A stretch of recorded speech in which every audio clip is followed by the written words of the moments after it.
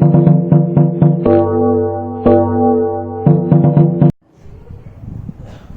વિદ્યાર્થી મિત્રો, ધોરણ નંબર 9 ની અંદર આપણે 9મું ચેપ્ટર ચાલી રહ્યું છે અને એનું નામ છે બળ અને ગતિના નિયમો. બરોબર છે?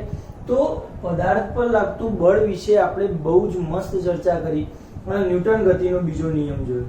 અને બીજો નિયમ વાસ્તવમાં શું છે? પદાર્થ પર લાગતું બળ છે. બીજો નિયમ વાસ્તવમાં શું છે? યાદ કરી લો એકવાર રિવિઝનમાં. બીજો નિયમ તો F બરાબર ma છે. શું છે? F બરાબર ma. અને આપણે બીજો નિયમ કહીએ છીએ. લોજિક શું છે F બરાબર ma પાસેનું?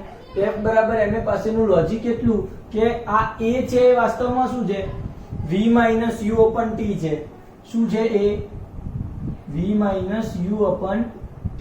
તો આ તો શું થાય? mv - mu upon t. m અંદર લીધો તો mv - mu એટલે શું છે? તો વેગમાન છે એક. શું છે? દળ અને વેગ. દળ અને વેગ તો વેગમાનમાં થતા ફેરફારનો સમય દર. આને શું કહેવાય? વેગમાનમાં થતા ફેરફારનો સમય દર. તો આપણે શું લખીએ? પદાર્થના વેગમાનમાં થતા ફેરફારનો સમય દર તેના પર લાગતા પરિણામી બાહ્ય બળ જેટલો હોય છે. બાહ્ય બળ જેટલો હોય છે. નથી ખબર પડતી? મતલબ કે સિમ્પલ લોજિકમાં મેં F બરાબર ma તમને યાદ હોય તો તમે વેગમાનનો બીજો નિયમ લખી શકો અથવા તો ન્યૂટન ગતિનો બીજો નિયમ લખી શકો. એકદમ લોજિકલ વાત છે. વેગમાનમાં થતા ફેરફારનો સમય દર શું છે? પરિણામી બાહ્ય બળ અથવા અસંતુલિત બાહ્ય બળ જેટલો હોય છે. અને આ સૂત્રને સોલ્વ કરવું પડે તમારે. મતલબ કે તમારે પહેલા તો ડેલ્ટા p દર્શાવવું પડે, ભાગ્યા t દર્શાવી અને એને f જેટલું સાબિત કરવાનું અને એનો અચળાંક લેવાનો k અને k બરાબર 1 લઈ લેવાનું છેલ્લે. એ તમને મેં સમજાવ્યું છે બીજો નિયમમાં. બરોબર છે? ખાસ ઇમ્પોર્ટન્ટ છે. એના પછીનો બીજો ઇમ્પોર્ટન્ટ ટોપિક એ લીધો આપણે કે ન્યૂટન ગતિનો બીજો નિયમ એ ન્યૂટન ગતિના પહેલા નિયમની સમજૂતી છે. તો કેવી રીતે બીજો નિયમ એ પહેલા નિયમની સમજૂતી છે? તો ધારો કે બીજા નિયમની અંદર f બરાબર 0 લઈ લેવામાં આવે તો અહીંયા mv બરાબર mu થઈ જાય છે. મતલબ કે u બરાબર v થઈ જાય. અને v અને u પ્રારંભિક અને અંતિમ વેગ જો સમાન હોય તો વેગમાં ફેરફાર ના થાય. અને જો પ્રારંભિક વેગ 0 લઈએ તો અંતિમ વેગ પણ 0 થાય. તો એ પણ સમજાવીએ. તો એનો મતલબ કે બળ વિશે તમને લગભગ માહિતી મળી. બળ કોણે કીધું તું? બળ કોણે કીધું તું? બળની વ્યાખ્યા આવડે છે? તો જે અસર હેઠળ, અસર યાદ આવી જોઈએ. બળ એટલે શું?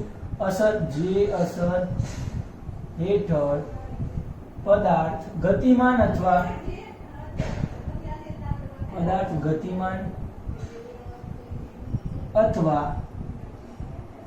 સ્થિર પદાર્થની ગતિમાન અથવા સ્થિર અવસ્થામાં ફેરફાર થાય તેને આપણે બળ કીધું. ક્લિયર વાત છે? આટલે સુધી આપણે ચર્ચા કરી હતી બધી નવી. બરોબર છે? જે અસર હેઠળ પદાર્થની ગતિમાન અવસ્થા અથવા સ્થિર અવસ્થામાં ફેરફાર થતો હોય એને આપણે શું કહીએ છીએ? બળ કહીએ છીએ. હવે આજે જોવાના છે કે બળ શેના ઉપર આધાર રાખે છે ખાસ તો? અને બળનો આઘાત. બરોબર છે? ચલો ચર્ચા કરીએ. ચલો શું શરૂઆત કરવાના છે આપણે? બળનો આઘાત જોઈ લઈએ. પહેલા તો બળની અસરો. બળની અસર શું થાય? મતલબ કે કેવી રીતે ખબર પડે કે પદાર્થ ઉપર બળ લાગી રહ્યું છે? બરોબર છે? અથવા તો બળ ઉપર બળની અસરો શેના ઉપર આધાર રાખે છે? શેના પર આધાર રાખે છે? ચલો ચાલુ કરો. બળની અસર શેના ઉપર આધાર રાખી રહી છે? તો આપણે એક વસ્તુ નોર્મલી સમજી લઈએ કે બળની અસરો શેના ઉપર આધાર રાખી છે.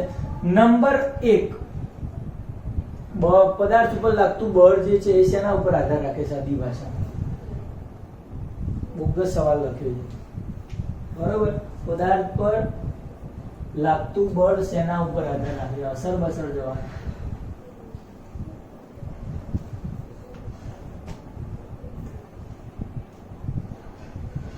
પદાર્થ પર લાગતું બળ શેના ઉપર આધાર રાખે છે?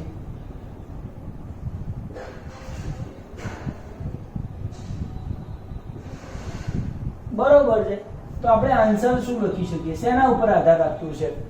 તો પહેલું યાદ કરો, કેટલી વસ્તુ પર બળ, ધારો કે કોઈ પદાર્થનું બળ છે, તે બળ પહેલા તો કેટલા મૂલ્યનું લાગે છે એના ઉપર આધાર રાખે છે. મતલબ શું કે તમે કોઈ વસ્તુ પડી છે તો એને બહુ જોરથી બળ લગાડો તો વધુ ગતિ કરશે, મતલબ કે બળ વધારે લાગે છે, એટલે કે બળના મૂલ્ય ઉપર આધાર રાખે. બળના મૂલ્ય, પહેલી વાત તો આના ઉપર તો આધાર રાખવું જ જોઈએ કે 5 ન્યૂટનનું બળ છે કે 1 ન્યૂટનનું બળ છે, તેના ઉપર આધાર છે કે બળ કેવું લાગે છે. બીજો નંબર છે બળની દિશા, મતલબ કે કઈ દિશામાંથી બળ લગાવવામાં આવે છે તો પદાર્થની અવસ્થામાં સારો ફેરફાર થઈ શકે, પડે છે એના ઉપર ડિપેન્ડ છે. તો તમને ખબર છે બળની દિશા સદિશ રાશિ છે વાસ્તવમાં. અને ત્રીજું શેના ઉપર આધાર રાખે છે? તો બળ કેટલા સમય સુધી લગાવવામાં આવ્યું છે, સમય સુધી લગાવવામાં આવે છે.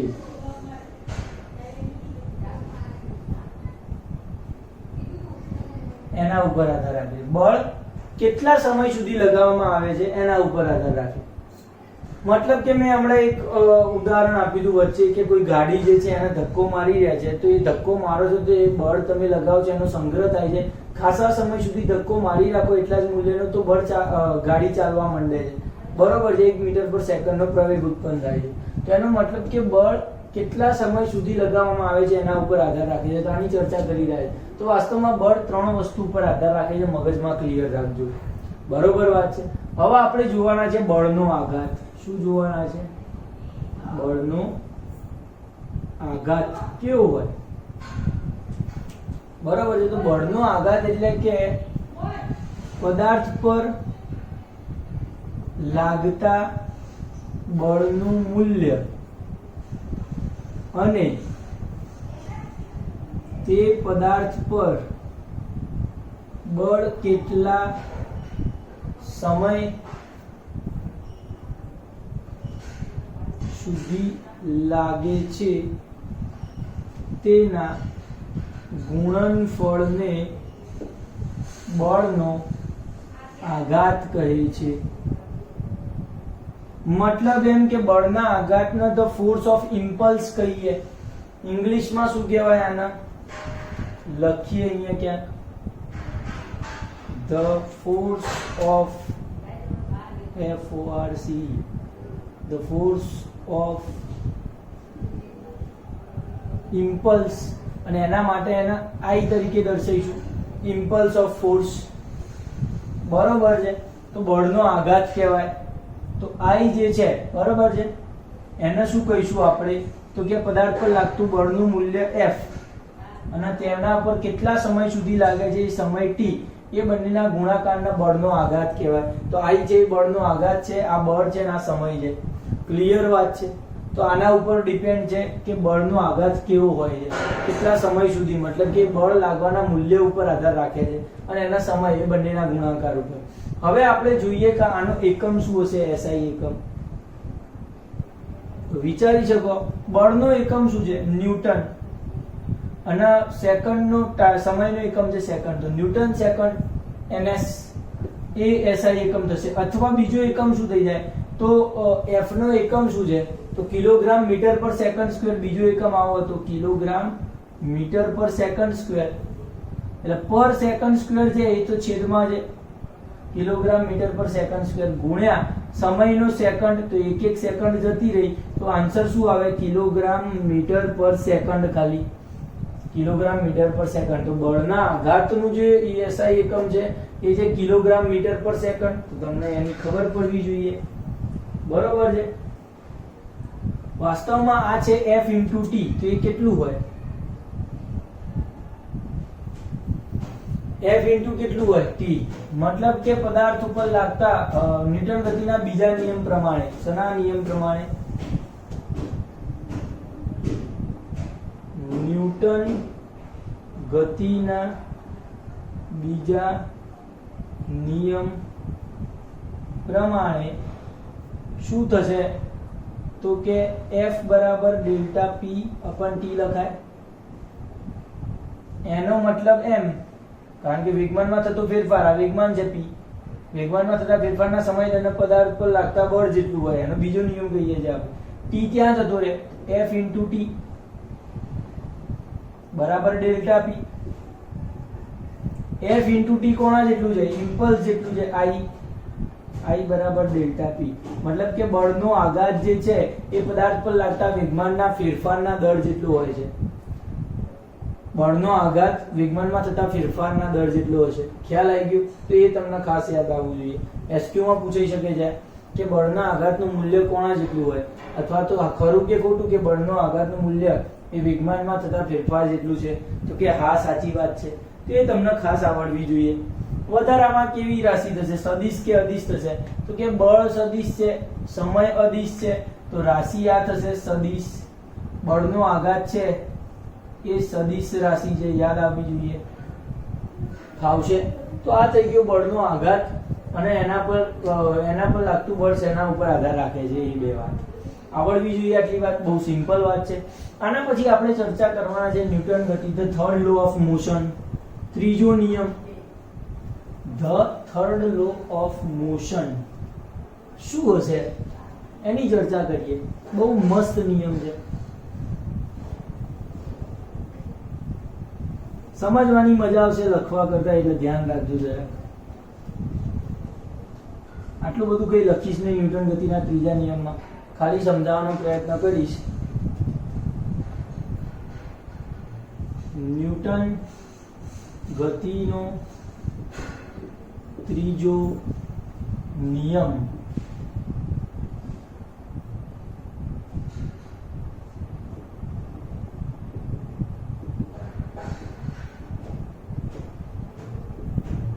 ચલો સ્ટાર્ટ કરીએ. ન્યૂટન ગતિનો ત્રીજો નિયમ સૌથી પહેલા એક એક્ઝામ્પલ દ્વારા સમજીએ.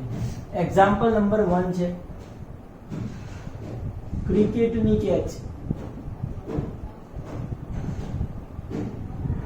એક્ઝામ્પલ નંબર 1 છે તમને શું કહેવાય, મજા આવે એવી વાત. મતલબ કે ક્રિકેટની કેચ. તમે જ્યારે ક્રિકેટનો રમતા હોય છો ત્યારે તમે દડાની કેચ કરવાનો પ્રયત્ન કરો છો, અથવા ખેલાડી કોઈ દડાની કેચ કરે છે, તો શું છે, તો તમને ખબર હોવી જોઈએ કે જે કેચ કરે છે ત્યારે દડો જે છે એ આ રીતે કેચ કરીને પકડતો નથી, એ પાછો લાવે છે હાથને. બરાબર છે? કેચ કર્યા પછી હાથ પાછો લાવે છે. એનું કારણ શું છે? જો એ તમે પરફેક્ટલી સમજી જાઓ, તમને ન્યૂટન ગતિનો ત્રીજો નિયમ આવડી જાય. બરાબર છે? તો લોજિક માત્ર બે. આપણે આપણી ભાષામાં, ક્રિકેટની ભાષામાં સમજવું હોય તો બે લોજિક. એક તો તમે હાથ પાછો લાવો તો કેચ ના છૂટે, હાથ પાછો લાવો તો કેચ જલ્દી નહીં છૂટે, કારણ કે તમે હાથ ત્યાં રાખશો તો દડો ઉપર પડી નીચે પડી જાય. હાથ પાછો લાવો છો તો કેચ નહીં છૂટે, અને બીજું તમારા હાથ ઉપર વાગશે ઓછો દડો. તમે ત્યાં હાથ રાખશો તો વધારે વાગશે, નીચે હાથ લાવશો તો ઓછો વાગશે. તો બે લોજિક છે ક્રિકેટના. સાયન્સનું શું લોજિક છે આના પાછળ કે કેમ હાથ પાછો લાવવામાં આવે છે? તો વાસ્તવિકતા નોર્મલી એવી છે કે જ્યારે તમે કેચ કરો છો દડાની અને તમે હાથ પાછો લાવો છો, વાર્તા આગળ થોડીક લખજો, હું મેઇન મુદ્દા લખીશ. તો હાથ જ્યારે પાછો લાવવામાં આવે છે ત્યારે એ દડાનો વેગ જે હોય છે ફૂલ સ્પીડમાં હોય છે. એ દડાનો વેગ જ્યારે આપણા હાથને અડે છે પછી એ વેગ શૂન્ય કરવા માટેનો આપણે સમય વધારી દઈએ છીએ. Main topic. બરાબર છે? દડાને હાથમાં આવ્યા પછી તેનો વેગ અથવા વેગમાન શૂન્ય થાય, શૂન્ય થવા માટેનો સમય વધારી દઈએ છીએ. જ્યારે હાથ પાછો લેવામાં આવે ત્યારે, આગળ લખજો બધી વાર્તા. હાથ પાછો, ક્રિકેટ રમતા હોય ને હાથ પાછો કેચ આવે તો દડાનો જે હાથ છે પાછો લેવામાં આવે ત્યારે શું થાય છે, તો દડો હાથમાં આવે છે, આમ હાથમાં આવ્યા પછી શું થશે, તો કે હાથમાં આવ્યા પછી એનો વેગ આપણે 0, અહીંયા ને અહીંયા હાથ રાખીએ તો વેગ 0 થઈ જશે તરત. પદાર્થનો વેગ વધારે છે, અચાનક 0 થઈ જાય છે વેગ. અને પેલામાં શું કરીએ છીએ આપણે, તો આપણે હાથ પાછો લઈએ છીએ આટલો, મતલબ કે વેગને 0 કરવાનો સમય વધારી દીધો. વેગ 0 શૂન્ય થવા માટેનો સમય કેવો થઈ ગયો, વધી ગયો. અને જેના કારણે શું થાય છે તો કે પદાર્થનો પ્રવેગ ઘટે છે અથવા તો દડાનો પ્રવેગ ઘટે છે. બરોબર છે. દડાનો પ્રવેગ ઘટે છે, સમય વધી ગયો અને પ્રવેગ ઘટે છે. પ્રવેગ ઘટે છે એનો મતલબ એમ કે દડા દ્વારા લાગતો બળનો આઘાત ઘટે છે. આવું કહી શકાય. દડાનો પ્રવેગ ઘટે છે એનો મતલબ કે દડા દ્વારા લાગતા બળનો આઘાત ઘટે છે અને એટલા માટે આપણે કહી શકીએ કે દડો આપણા હાથ ઉપર બહુ જ ઓછા મૂલ્યનું બળ લગાડીએ છીએ અને આપણે પણ દડા ઉપર બહુ ઓછા મૂલ્યનું બળ લગાડીએ છીએ. મતલબ કે દડા દ્વારા ખેલાડીની હાથ ઉપર ઓછો બળનો આઘાત અથવા તો ઓછું બળ લાગે છે અને ખેલાડી પણ દડા ઉપર ઓછું બળ લગાડે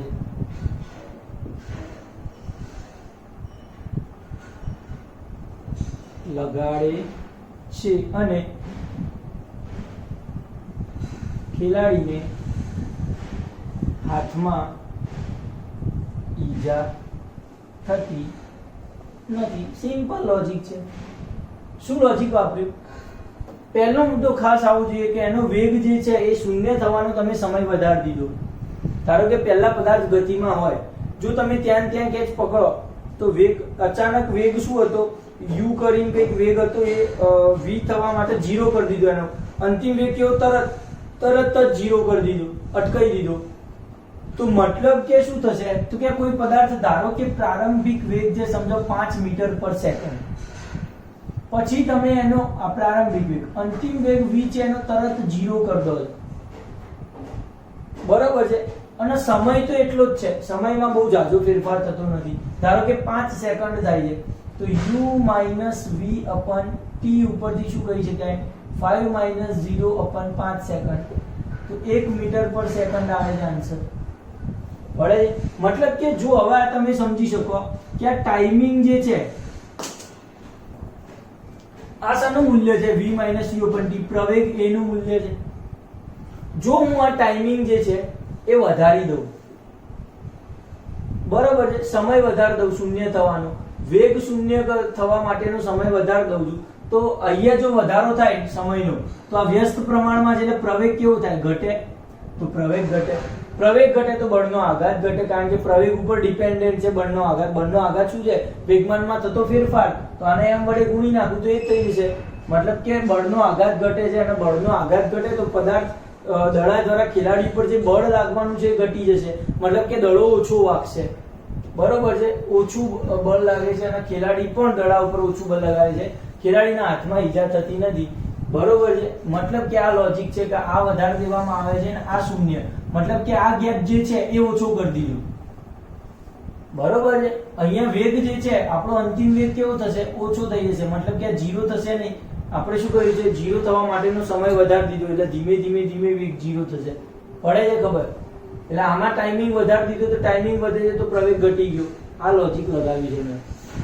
બરોબર છે. અને પ્રવેગ ઘટે છે તો બળનો આઘાત ઘટે, ઓછું બળ લાગે અને ખેલાડીને ઓછી મતલબ કે ઓછું ઈજા થશે. ખ્યાલ આવી ગયો છે તમને? તો આ લોજિક છે. બીજું શું લખી શકાય અહીંયા તો કે આ તો શું છે, દડાના હાથના પાછો લાવવાનું લોજિક. જો હાથ પાછો ના લેવામાં આવે તો એનો મુદ્દો લખવાનો. જો હાથ પાછો ન લેવામાં આવે તો પદાર્થનો વેગ તરત જ શૂન્ય થઈ જાય છે. પદાર્થનો વેગ તરત જ શૂન્ય થાય છે, જેથી પ્રવેગમાં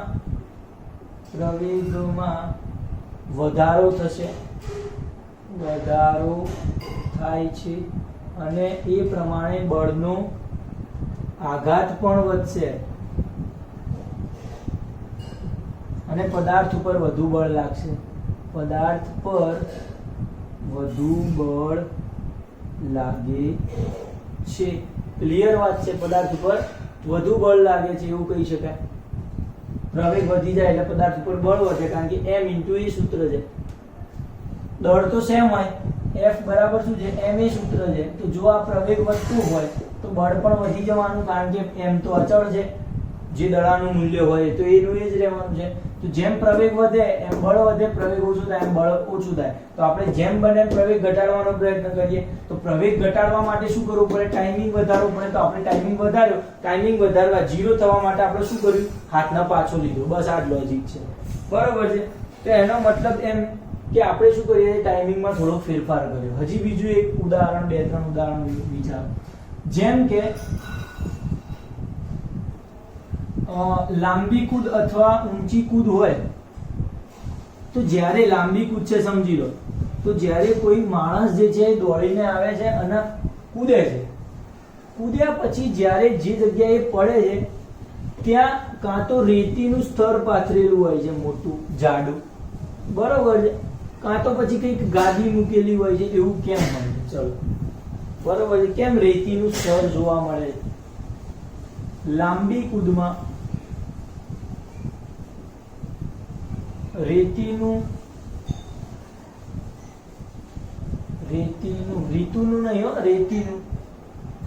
સ્તર કેમ રાખવામાં આવે છે? લખીશ નહીં, એ જ લોજિક છે. રેતીનું સ્તર આટલું રાખેલું હોય સમજો. મતલબ કે જ્યારે માણસ લાંબી કૂદમાંથી કૂદે પછી રેતીની અંદર ખૂંપી જાય, અંદર જતો રહે. મતલબ કે રેતીનું કામ શું છે? તો રેતી છે એ જે માણસ જે છે એનો વેગ શૂન્ય થવાનો સમય વધારી દે છે, કારણ કે રેતીમાં થોડો ખૂંપે છે, અંદર જતો રહે રેતીમાં. મતલબ કે વેગ જો પથ્થર જેવી કડક જમીન હોય તો વેગ શું થાય? વધે. મતલબ કે ટાઈમિંગ, મતલબ કે અંદર નહીં ઘૂસે એના પગ, એનો મતલબ કે વેગ એટલો જ રહેવાનો છે. તો વેગ જે છે એ શૂન્ય કરવા માટેનો સમય વધારી દે છે રેતી, અને જેના કારણે શું છે તો કે પગ અંદર જતા રહેશે એના, અને પગ અંદર જશે તો શું છે? ટાઈમિંગ વધી ગયું. ટાઈમિંગ વધે તો પ્રવેગ વધે, પ્રવેગ વધે તો બળનો આઘાત પણ વધી જાય, પડે છે. અથવા તો અહીંયા શું કર્યું આપણે? બળનો આઘાત ઘટાડી દીધો છે, મતલબ કે પ્રવેગ ઘટાડ્યો છે. તો એ તમને લોજિકમાં આવવું જોઈએ કે લાંબી કૂદમાં કેમ રેતીનું સ્તર રાખવામાં આવે છે.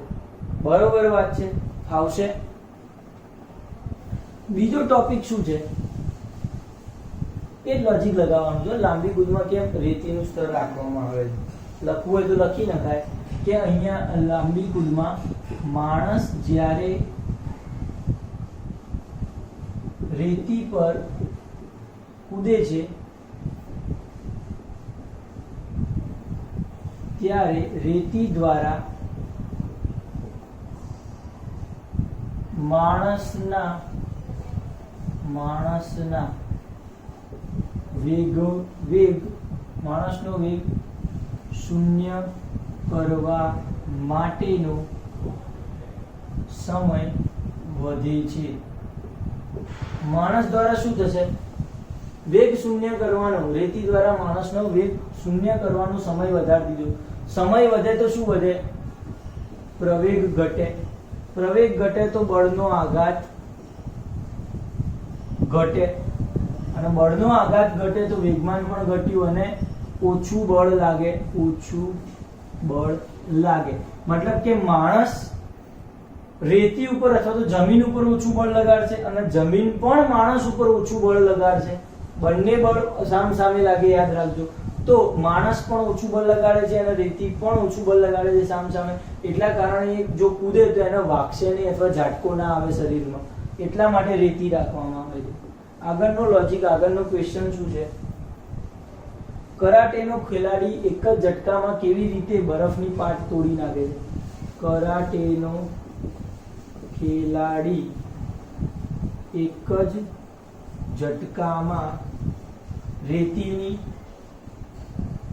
પાટ તોડી નાખે છે. બરફની, ક્યાં રેતીની, બરફની પાટ તોડી નાખે છે. આવું કેવી રીતે શક્ય છે? વિચારી લો. એક જ ઝટકામાં કેવી રીતે બરફની પાટ તોડી નાખે છે? તો લોજિક એટલું કે પદાર્થ બળ ઉપર આધાર રાખે છે. એના વધારેમાં વધારે બળ લગાવવું હોય તો જ આ બરફની પાટ તૂટશે. તો વધારેમાં વધારે બળ લગાવવું હોય તો એને શું કરવું પડે? તો કે બળનું સૂત્ર છે ma. એમ તો કોઈ પદાર્થનું એનું જે હશે એ અચળ હશે. એ શું છે? v - u/t. મતલબ એમ કે વેગમાં થતો ફેરફાર અને સમયમાં કંઈક ફેરફાર કરીએ તો બળમાં ફેરફાર કરી શકાય. મતલબ કે સમય શું છે? ઘટાડવો પડે અને વેગ જે છે એમાં થતો ફેરફાર વધારો કરવો પડે. સમય ઘટાડ દો મતલબ કે એટલી બધી સ્પીડમાં મારવાનું કે તમારો સમય બહુ ના જવો જોઈએ. તો સમયમાં ઘટાડો કરો, બહુ જ ઓછા સમયમાં, અને બહુ જ પ્રચંડ વેગથી બરફની પાટ ઉપર મારો, જોરથી બરફની પાટ ઉપર મારો, તો શું થશે? તો કે વેગ વધી જશે અને સમય ઘટી જશે. વેગ વધે અને સમય ઘટે તો બળ કેવું લાગે છે? સૌથી વધારે બળ લાગે, અને એટલા માટે એ એક જ ઝટકામાં બરફની પાટ તોડી શકે છે. આ લોજિક છે પરફેક્ટલી. એનો વેગ વધારવો પડે અને સમય ઘટાડવો પડે તો મેક્સિમમ બળ લાગી શકે. એના સિવાય કોઈ ઓપ્શન નથી. એટલા કારણે એનું જે શું કહેવાય જે છે બરફની પાટ છે એક જ ઝટકામાં તૂટી જાય છે. તો એ તમને બિલકુલ ખબર પડી છે, એકદમ નોર્મલ લોજિક છે. બીજું એક મસ્ત ટોપિક લાવીએ.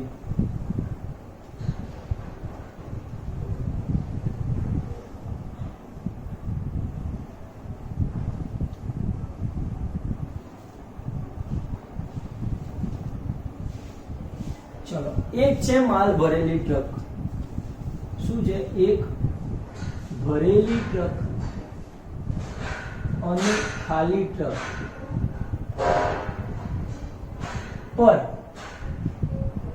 સમાન મૂલ્યનું બળ લગાડવામાં આવે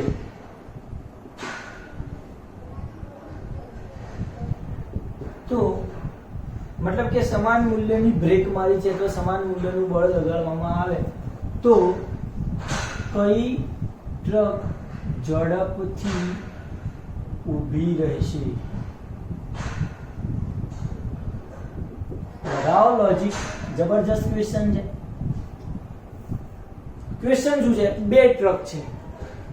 એક ભારે ટ્રક છે, ભરેલી છે. એ કેવી હશે? ભારે હશે. એક છે હલકી ટ્રક, એક વજનવાળી ટ્રક છે. ચલો વિદ્યાર્થી મિત્રો, આ ક્વેશ્ચનની ચર્ચા થઈ રહી છે. એક ભરેલી ટ્રક છે, એક ખાલી ટ્રક છે.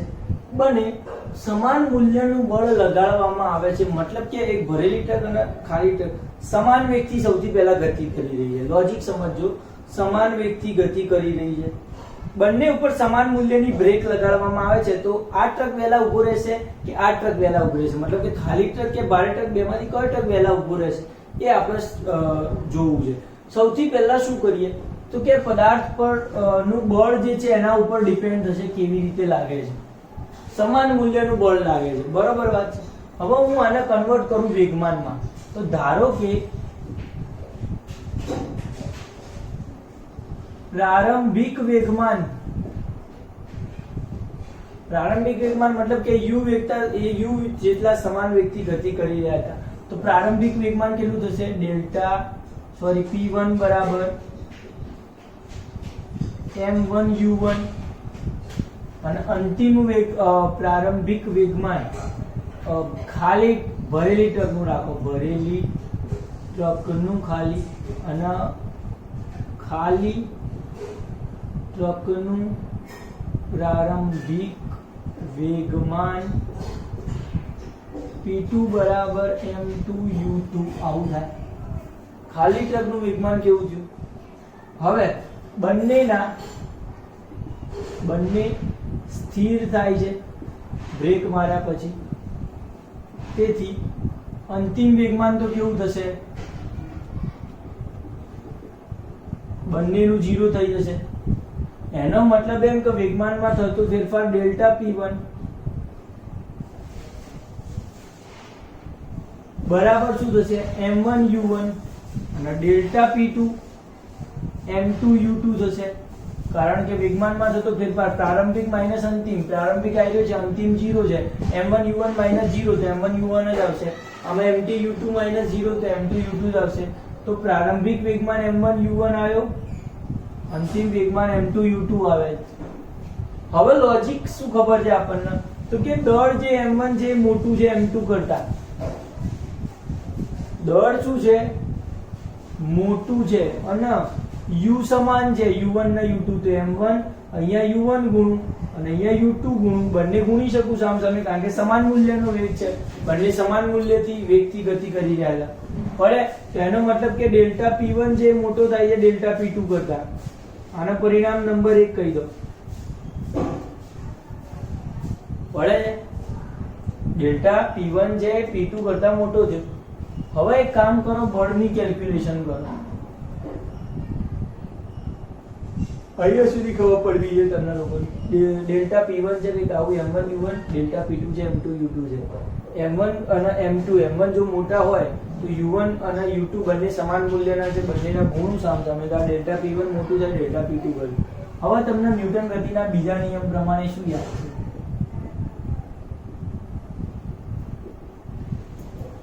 F બરાબર ડેલ્ટા p upon t યાદ છે. વેગમાનમાં થતા ફેરફારનો સમય દર પદાર્થના બાહ્ય બળ જેટલો હોય. એનો મતલબ કે ડેલ્ટા p બરાબર ft થાય. તો ડેલ્ટા p1 કેટલું થશે? f1 t1 થશે. અને ડેલ્ટા p2 કેટલું થશે? f2 t2 થશે. હવે આપણને આ લોજિક ખબર છે, એની અંદર કિંમત મૂકો. ડેલ્ટા p1 એટલે શું થયું? f1 t1. ડેલ્ટા p2 એટલે f2 t2. પડી રહી છે ખબર? બંને ઉપર કેવું સમાન મૂલ્યનું બળ છે, મતલબ કે બળ કેવા છે? સમાન છે. તો ઉડાડ દો સામસામે, સમાન સમાન બળ હોય તો એનો મતલબ કે t1 જે ગ્રેટર ધેન t2 આયા. t1 મોટું મતલબ કે સમય વધારે લે. t1 એટલે શું હતું? 1 વાળું. તો 1 વાળું બધું હતું ભરેલી ટ્રક. તો ભરેલી ટ્રક છે એ ઊભું રહેવા માટે સમય વધારે લેશે. અને અંતિમ જે ખાલી ટ્રક છે p2 એના માટેનો સમય t2 છે અને એ ઊભા રહેવા માટે ઓછો સમય લેશે. મતલબ કે ખાલી ટ્રક ઝડપથી ઊભી રહેશે. ખબર પડવી જોઈએ તમને. ખાલી ટ્રક છે એ ઝડપથી ઊભી રહેશે. કર્યું છે શું? સૌથી પહેલા ભરેલી ટ્રક અને ખાલી ટ્રક માટે વેગમાનમાં થતો ફેરફાર લઈ લીધો. વેગમાનમાં થતો ફેરફાર ડેલ્ટા p1 ડેલ્ટા p2. એની અંદર p1 માઈનસ p2 લેવું પડે. તો એનો મતલબ કે શું છે કે ભરેલી ટ્રક હોય, દળ m1 છે અને એનો વેગ છે u1 અને અંતિમ વેગ છે તો એ તો સ્થિર થાય છે, પછી તો બ્રેક માર્યા પછી 0 થઈ જશે. તો વેગમાનમાં શું છે? m1 u1 માઈનસ 0 એટલે m1 u1 અહીંયા m2 u2 હોય. હવે આપણને શું ખબર છે કે ભરેલી ટ્રક છે તેનો દળ વધારે અને ખાલી ટ્રક છે તેનું દળ ઓછું છે. તો m1 ગ્રેટર ધેન m2 લખાય. m1 ગ્રેટર ધેન m2 લખાય. હવે બંને બાજુ સમાન મૂલ્યનું u1 અને u2 બંનેનો વેગ સમાન હતો તો u1 u2 વડે ગુણી નાખું. સમાન સમાન આ બંને સેમ છે કારણ કે વેગ સમાન છે એવું આપેલું છે, લખ્યું નથી પણ એવું હતું. તો અહીંયા ડેલ્ટા p1 અને ડેલ્ટા p2, m1 u1 શું લખાય? Delta p1, m2 u2 delta p2 લખાય. ડેલ્ટા p1 શું છે? તો આના ઉપરથી બીજા નિયમ પરથી આપણે f1 t1 f2 t2 લાયા. કિંમત મૂકી. બળ સમાન લાગે છે, સમાન મૂલ્યનું બળ. તો બળનો ઉડાડ દીધું તો ટાઈમિંગ કોનો વધારે નીકળ્યો? ભરેલી ટ્રકનો ટાઈમિંગ વધારે નીકળે છે. તો ખબર પડવી જોઈએ તમને.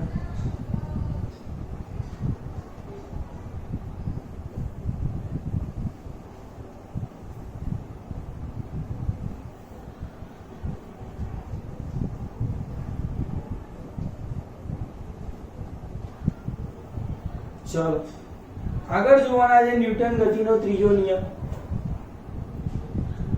ન્યૂટન ગતિનો ત્રીજો નિયમ, થર્ડ લો ઓફ મોશન. મતલબ કે એની ચર્ચા હતી આ બધી, બરોબર છે. હવે ન્યૂટન ગતિનો ત્રીજો નિયમ શું છે પહેલા સમજી અને એના ઉદાહરણો સમજવાના છે તમારે. તો સૌથી પહેલા જ્યારે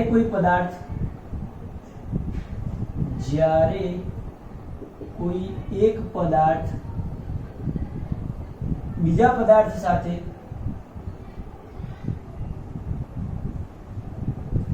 આંતરક્રિયા કરે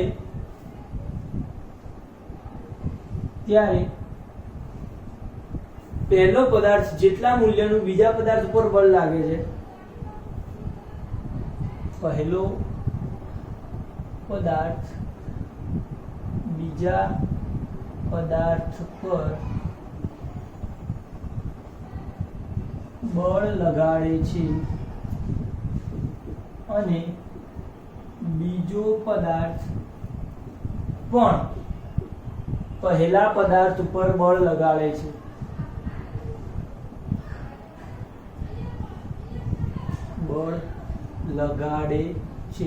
પદાર્થો પર લાગતું આ બળ સમાન મૂલ્યનું અને પરસ્પર વિરુદ્ધ દિશામાં લાગે છે. આના આપણે ન્યૂટન ગતિનો ત્રીજો નિયમ કહીએ. મતલબ એમ કે ધારો કે હું તમને જોરથી લાફો મારું છું, એનો મતલબ કે મેં કોઈ ચોક્કસ મૂલ્યનું બળ તમારા ગાલ ઉપર લગાડ્યું. બરોબર વાત છે. એ જ મને સૌથી સારું ઉદાહરણ યાદ આવે. ધારો કે મેં જેટલા મૂલ્યનું તમારા ઉપર બળ લગાડ્યું છે, તમારા ગાલ દ્વારા એટલા જ મૂલ્યનું બળ મારા હાથ ઉપર લાગશે. બરોબર છે. એટલે તમે પણ મને મારો છે એવું વિચારે. પણ એવું કહી શકાય ન્યૂટન ગતિના નિયમ. ન્યૂટન કાકા એવું કહે છે કે કોઈ એક પદાર્થ બીજા પદાર્થ સાથે આંતરક્રિયા કરે છે ત્યારે પહેલો પદાર્થ બીજા પદાર્થ પર બળ લગાડે છે અને બીજો પદાર્થ છે એ પહેલા પદાર્થ પર પણ બળ લગાડે છે. મતલબ કે પદાર્થો પર આ જે બળ લાગે છે એ સમાન મૂલ્યનું જ બળ લાગે, પરસ્પર વિરુદ્ધ દિશામાં લાગે છે. બરોબર છે. પછી લખી શકાય કે આ બળ કોઈ એક પદાર્થ પર લાગતું નથી, જુદા જુદા પદાર્થ પર લાગે છે. જુદા જુદા પદાર્થ પર લાગે છે. ખ્યાલ આવી ગયું? આ બળ કોઈ એક પદાર્થ પર લાગતું નથી, જુદા જુદા પદાર્થ પર લાગે છે. આના ન્યૂટન ગતિનો આપણે ત્રીજો નિયમ કહીશું.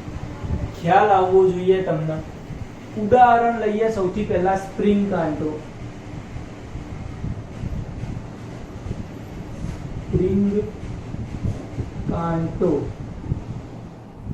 આનું ઉદાહરણ સૌથી પહેલા લઈ. મતલબ કે એક દિવાલ રાખી,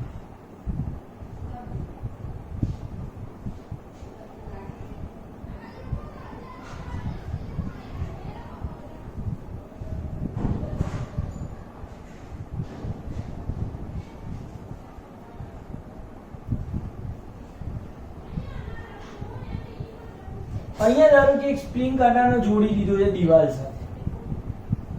બરોબર છે.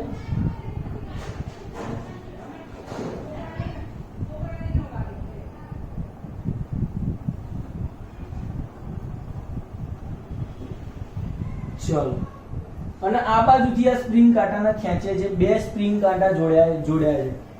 મતલબ કે આપણે બળ કોણ લગાડીએ છીએ? માત્ર એક જ સ્પ્રિંગ કાંટાના જોડથી બળ લગાડીએ છીએ. સ્પ્રિંગ કાંટો એટલે કે સ્પ્રિંગની મદદથી પદાર્થોનું વજન માપવા માટે ઉપયોગમાં લેવાય છે. બરાબર છે. તો જ્યારે આ પદાર્થ ઉપર તમે બળ લગાડો છો તો આ સ્પ્રિંગને ખેંચો છો, એ સ્પ્રિંગ સાથે બીજી મતલબ કે બે સ્પ્રિંગને ક્રમશઃ જોડવામાં આવી છે. બરાબર છે. હવે અહીંયા તમે ખેંચો છો તો ખેંચવાના કારણે ખેંચાણ બળ સ્પ્રિંગમાં અનુભવાય છે. મતલબ કે સ્પ્રિંગ ખેંચાશે અને સ્પ્રિંગનો આ જે છે એ કાંટા મેં દર્શાવ્યા છે, તો એ કાંટા જે છે હલનચલન કરશે જેટલી સ્પ્રિંગ પર આપણે બળ લગાડશું એટલું.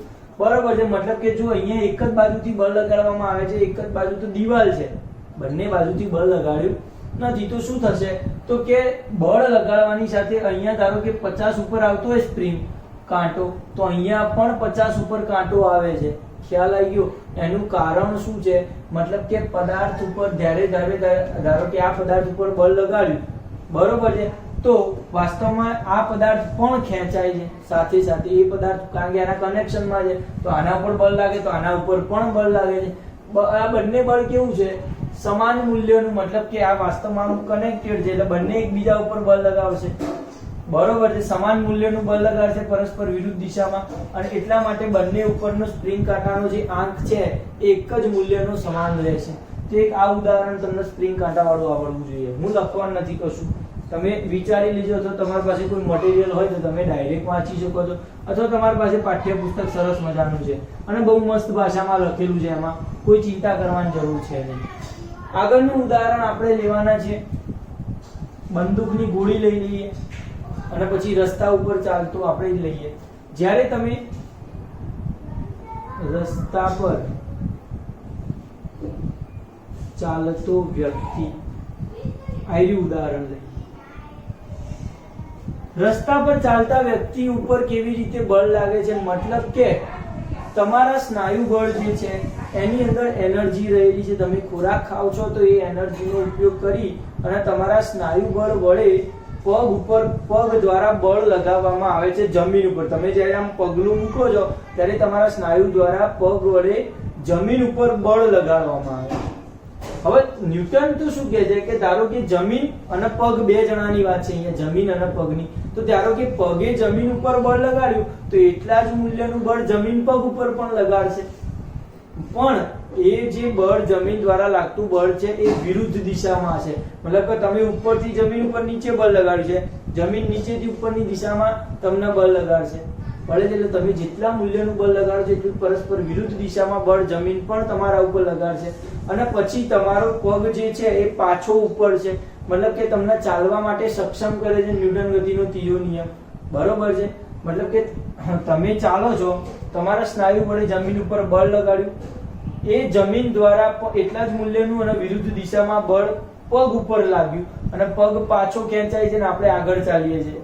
ખ્યાલ આવે છે? પણ એ તમારા મગજ ઉપર થતી ક્રિયા છે. એનો મતલબ કે એ જે બળ લાગે છે કોઈ પણ એક વસ્તુ પર લાગતા નથી, અલગ અલગ વસ્તુ પર લાગી રહ્યા છે બળ. મતલબ કે સમજો કે એક લાગી રહ્યું છે રસ્તા ઉપર બળ અને એક લાગી રહ્યું છે તમારા પગ ઉપર બળ. તો વિચાર એવો આવે કે બંને બળ સમાન મૂલ્યના હોય, બરોબર છે, તો જમીને તમને ધક્કો માર્યો ને તમે ચાલો છો, તો તમે જમીનને ધક્કો મારો તો જમીન કેમ હલી જતી નથી? તો કારણ કે બળ જે છે F1 અને F2, તમે તો શું કીધું બંને સમાન મૂલ્યના હોય તો F1 બરાબર F2, વિરુદ્ધ દિશામાં હોય તો કદાચ નિશાની ચેન્જ થાય, -F2 થઈ જાય. F1 બરાબર શું થઈ જાય? -F2. સમાન મૂલ્યના અને વિરુદ્ધ દિશામાં એટલે દિશા બદલાય એટલે ઋણ થઈ જાય. ખ્યાલ આવી જાય? તો સમાન મૂલ્યનું બળ લાગે છે. આવું થતું હોય તો ધારો કે આ જમીન પરનું બળ છે અને આ પગ દ્વારા થતું લાગતું બળ છે. જમીન દ્વારા લાગતું બળ, પગ દ્વારા લાગતું બળ છે. તો સમાન મૂલ્યનું પરસ્પર વિરુદ્ધ દિશામાં આવે તો જમીન જ્યારે પગ ઉપર બળ લગાડે છે ત્યારે પગ આપણો પાછો આવે છે અને આપણે ચાલીએ છીએ. તો પગ જમીન ઉપર કેટલું બળ લગાડે છે? તો એટલા જ મૂલ્યનું બળ લગાડે છે એટલું ન્યૂટન કહે છે. તો પછી જમીન કેમ નથી ખસતી? આપણે ખસી ગયા તો જમીન એટલા માટે નથી ખસતી કારણ કે બળ F1 છે એ ma, F બરાબર ma, F બરાબર ma આના ઉપર આધાર રાખે છે. મતલબ કે અહીંયા દળ અને પ્રવેગ બંને ઉપર આધાર રાખે છે. આનું તો દળ કેટલું છે? બહુ જ ઓછું છે અને આનું દળ છે એ ખૂબ જ વધુ છે. મતલબ કે આના દ્વારા જે જમીન ઉપર બળ લાગશે એનું દળ એટલું બધું વધારે છે, પૃથ્વીનું દળ છે વાસ્તવમાં, તો એના કારણે દળ એટલું બધું વધારે છે કે એના ઉપર લાગતા બળની કોઈ અસર થતી નથી અને એ બળ, એ પદાર્થ જે સ્થિર રહે છે. જ્યારે જમીન દ્વારા પગ ઉપર બળ લાગે છે ત્યારે આ પગનું અથવા આપણું વજન બહુ ઓછું છે પૃથ્વીની સાપેક્ષે, તેથી આપણા ઉપર જમીનના બળની અસર થાય છે અને આપણે ચાલી શકીએ છીએ. ખ્યાલ આવી ગયું? તો રસ્તા પર ચાલતો વ્યક્તિ ચાલી શકે છે એનું લોજિક જ માત્ર આટલું છે, એ તમને ખબર પડવી જોઈએ. આગળ છે બંદૂક. બંદૂકનું ઉદાહરણ સમજીએ. બંદૂક દ્વારા ચાલતી ગોળી. મતલબ એમ કે કોઈ ધારો કે બંદૂક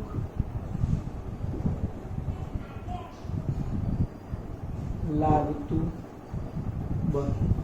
જેમ કે આપણે બંદૂક જે છે ઘણીવાર તમે જોતા હોય છે મોટી રાઇફલ હોય અને એને તમે મારતા હોય, PUBG રમતા હોય તો તમારો હાથ વાઇબ્રન્ટ થાય છે અથવા તો પાછળ ધક્કો લાગે છે, ગોળી વાગો છો ત્યારે.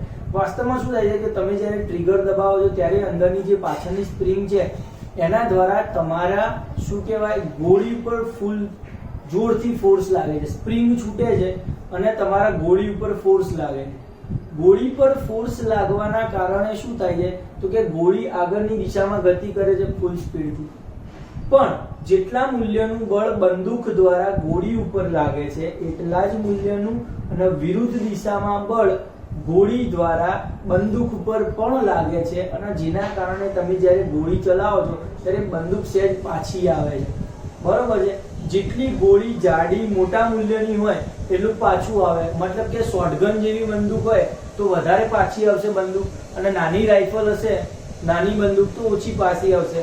બરોબર છે. તે બંદૂક દ્વારા લાગતું બળ છે ન્યૂટન ગતિના ત્રીજા નિયમની સમજૂતી આપે છે કે સમાન મૂલ્યનું વિરુદ્ધ દિશામાં બળ લગાડે. મતલબ કે બંદૂક જેટલું ગોળી ઉપર બળ લગાડે છે એટલું ગોળી દ્વારા બંદૂક ઉપર બળ લાગે છે. તે સમાન મૂલ્યનું વિરુદ્ધ દિશામાં હોવાના કારણે બંદૂક જે છે પાછી ધકેલાય છે. પણ તમને એવું લોજિક આવવું જોઈએ કે ગોળી જે છે એ તો દૂર સુધી જાય છે, તો બંદૂક કેમ પાછળ એટલી દૂર સુધી જતી નથી? કારણ કે બંનેના વજનમાં ડિફરન્સ છે. ગોળી બહુ જ ઓછા વજનની છે એટલે દૂર સુધી ગતિ કરી શકે છે. બંદૂકનું વજન વધારે છે એટલે એના ઉપર ગોળી દ્વારા લાગતું બળ બહુ નોર્મલ અસર સર્જાવે છે અને ખાલી થોડીક પાછી આવે છે. તે લોજિક તમને આવડવું જોઈએ. પછી બીજું ઉદાહરણ તમે એ લઈ શકો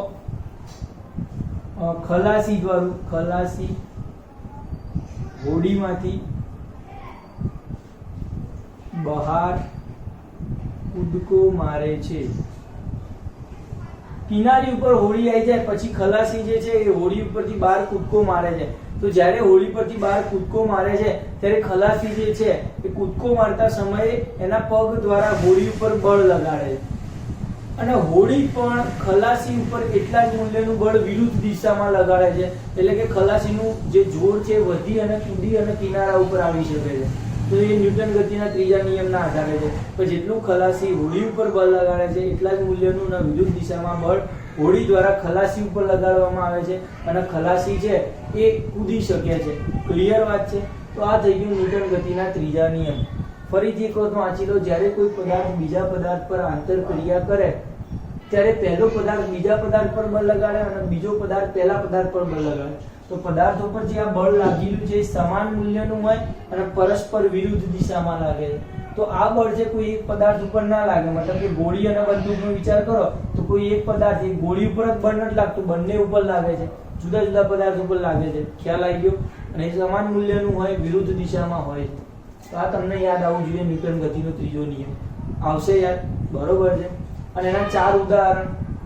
પહેલું ઉદાહરણ કયું લખવાનું? સ્પ્રિંગ કાંટાવાળું. બીજું ઉદાહરણ રસ્તા ઉપર ચાલતા હોય, રસ્તો જમીન ઉપર બળ લગાડે, જમીન રસ્તા ઉપર બળ લગાડે. જમીન રસ્તા ઉપર